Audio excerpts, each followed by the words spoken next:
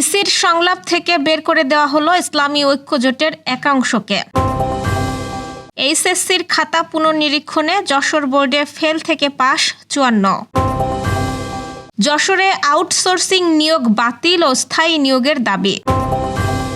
কাল বিটিভিতে সরাসরি সম্প্রচার হবে শেখ হাসিনার রায়। নিবন্ধন শেষ, 2026 সালে হজ করতে পারবেন ৭৮,৫০০ বাংলাদেশি।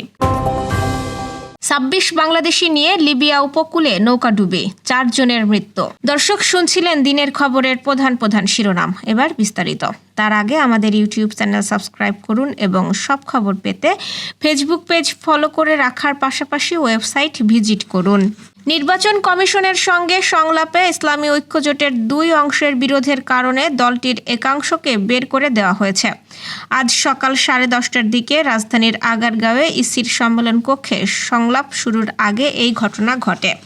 এ সময় প্রধান নির্বাচন কমিশনার এএমএম নাসিরউদ্দিন সহ নির্বাচন কমিশনের 4 কমিশনার ও 6টি রাজনৈতিক দলের প্রতিনিধিরা উপস্থিত ছিলেন। জানা গেছে, সংলাপ শুরুর কয়েক মিনিট আগে মহাসচিব মুফতি সাখাওয়াত হোসেন রাজির নেতৃত্বে একটি প্রতিনিধি দল হলরুমে প্রবেশ করলে সেখানে আগেই উপস্থিত ছিলেন হাসানাত আমিনীর অংশের প্রতিনিধি দল।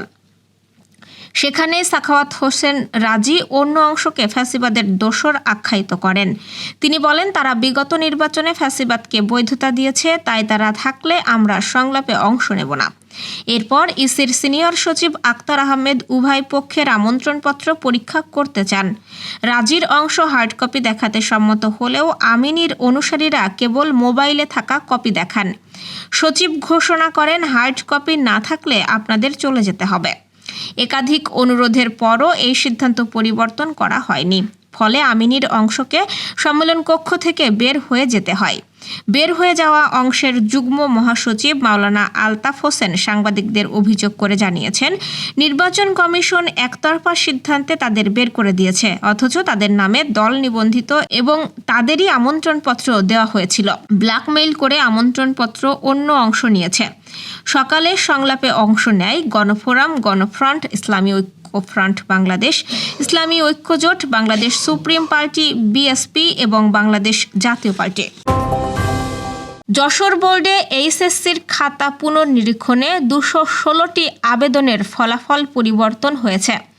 72টি আবেদন নতুন করে জিপিএ পাস পেয়েছে এবং ফলাফলে ফেল আসা 54টি পুনর্নিরীক্ষণে পাশ করেছে। আজ যশোর শিক্ষা বোর্ডের খাতা পুনর্নিরীক্ষণের ফলাফল বিশ্লেষণ করে এসব তথ্য জানা গেছে। যশোর শিক্ষা বোর্ডে এইচএসসির খাতা পুনর্নিরীক্ষণের 216টি ফলাফল পরিবর্তন হয়েছে। ফলাফল পরিবর্তন হওয়া শিক্ষার্থীদের নতুন করে 72টি আবেদন জিপিএ পাস পেয়েছে।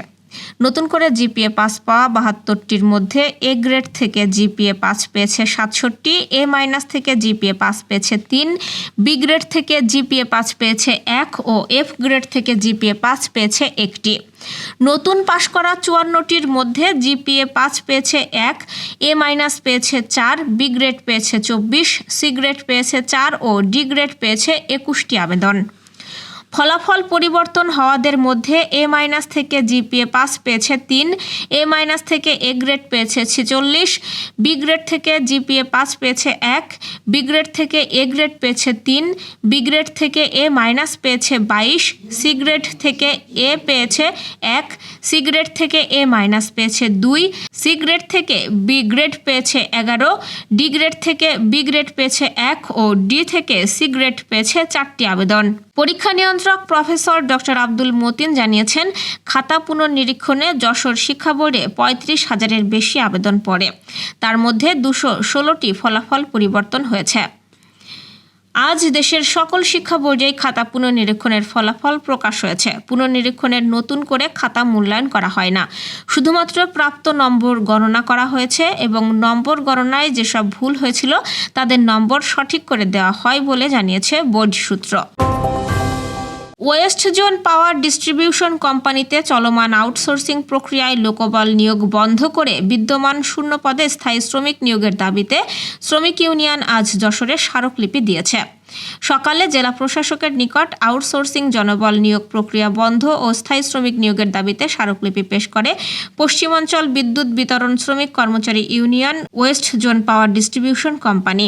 জেলা প্রশাসক আজাহারুল ইসলামের নিকট স্মারকলিপি প্রদান করেন সংগঠনের সভাপতি ফারুক আহমেদ সিদ্দিকী ও সাধারণ সম্পাদক শাহাবুদ্দিন।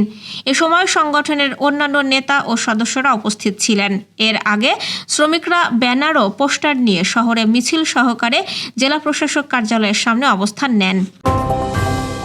জুলাই গণ অভ্যুত্থানের সময় সংগঠিত মানবতাবিরোধী অপরাধের অভিযোগে দায়ের করা একটি মামলার ঘটনায় ক্ষমতাচ্যুত প্রধানমন্ত্রী শেখ হাসিনা সহ ৩ আসামির বিরুদ্ধে করা মামলার রায় ঘোষণা করা হবে আগামীকাল সোমবার। এই মামলার রায় সরাসরি সম্প্রচার করবে বাংলাদেশ টেলিভিশন। একই সঙ্গে ঢাকা শহরের বেশ কয়েকটি জায়গায় বড় স্ক্রিনে রায় ঘোষণা সরাসরি সম্প্রচার করবে সংস্কৃতি মন্ত্রণালয়। এছাড়াও প্রচার করা হবে আন্তর্জাতিক অপরাধ ট্রাইব্যুনালের ফেসবুক পেজেও। 2026 সালের হজ যাত্রী নিবন্ধন কার্যক্রম আনুষ্ঠানিকভাবে সম্পন্ন হয়েছে।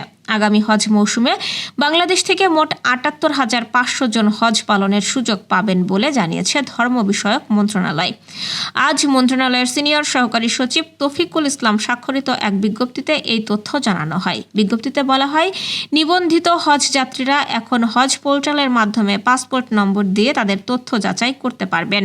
পাশাপাশি হজ সংক্রান্ত যে কোনো তথ্য বা নিবন্ধন যাচাইয়ের জন্য 16136 নম্বরের হজ কল সেন্টারও চালু রয়েছে। মন্ত্রণালয় আরও জানিয়েছে, নিবন্ধন শেষ হওয়ায় এখন ধাপে ধাপে হজ প্যাকেজ, প্রশিক্ষণ এবং অন্যান্য প্রস্তুতিমূলক কার্যক্রমের তথ্য জানানো হবে। চলতি বছর বাংলাদেশ থেকে 1,27,198 জনকে হজ করার সুযোগ দিয়েছিল সৌদি আরব। তবে হজে যেতে 87,100 জন নিবন্ধন করেছিলেন। সেই হিসেবে আগামী বছরের হজ চুক্তিতে চলতি বছরের চেয়ে 48,698 জন কমানো হয়। খরচা বেড়ে যাওয়ায় 2024 সালেও প্রায় 33% কোটা পূরণ হয়নি। হজে গিয়েছিলেন 85,257 জন। চাঁদ দেখার সাপেক্ষে আগামী 26 মে হজ হবে। লিবিয়ার উপকূলে অভিবাসী ও আশ্রয় প্রার্থীদের বহনকারী 2টি নৌকা ডুবে কমপক্ষে 4 জনের মৃত্যু হয়েছে বলে জানিয়েছে লিবিয়ান রেড ক্রিসেন্ট। রেড ক্রিসেন্টের এক বিবৃতির বরাত দিয়ে আল জাজিরা জানিয়েছেন, বৃহস্পতিবার রাতে উপকূলীয় শহর আল খোমসের কাছে এই নৌ দুর্ঘটনা ঘটে। বিবৃতিতে বলা হয়, প্রথম নৌকাটিতে বাংলাদেশ থেকে যাওয়া 26 জন ছিলেন, যাদের মধ্যে 4 জন মারা গেছেন। দ্বিতীয় নৌকাটিতে ছিলেন 69 জন, তাদের মধ্যে 2 জন মিশরের নাগরিক এবং বেশ কয়েকজন সুদানি নাগরিক ছিলেন। তাদের ভাগ্যে কী ঘটেছে তা সুস্পষ্ট নয়। ওই নৌকায় 8 জন শিশু ছিল বলে তথ্য দিয়েছে রেড ক্রিসেন্ট। নৌকাডুবিতে নিহতদের মরদেহ মোড়ানো সারিবদ্ধ কালো ব্যাগের একটি ছবিও প্রকাশ করেছে লিবিয়ান রেড ক্রিসেন্ট। দর্শক, এই ছিল দুপুরের আয়োজন। রাতের খবর দেখার আমন্ত্রণ রইল। সেই সঙ্গে এতক্ষণ সাথে থাকার জন্য ধন্যবাদ।